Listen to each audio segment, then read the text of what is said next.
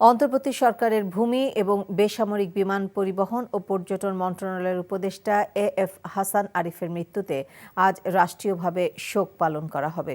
এই উপলক্ষে দেশের সব সরকারি, আধা সরকারি ও স্বায়ত্তশাসিত প্রতিষ্ঠান এবং শিক্ষা প্রতিষ্ঠান সহ সব সরকারি ও বেসরকারি ভবন এবং বিদেশে বাংলাদেশ মিশনগুলোতে জাতীয় পতাকা অর্ধনমিত থাকবে। এদিন মরহুমের রুহের মাগফিরাত কামনা করে দেশের সব মসজিদে বিশেষ দোয়া অনুষ্ঠিত হবে। অন্যান্য ধর্মীয় প্রতিষ্ঠানে তার আত্মার শান্তির জন্য বিশেষ প্রার্থনার আয়োজন করা হবে। রোববার মন্ত্রিপরিষদ সচিব শেখ আব্দুর রশিদ স্বাক্ষরিত এক প্রজ্ঞাপনে এই সিদ্ধান্তের কথা জানানো হয়েছে। উপদেষ্টা এএফ হাসান আরিফ গত ২০ ডিসেম্বর হৃদরোগে আক্রান্ত হয়ে রাজধানীর ল্যাবের হাসপাতালে মারা যান।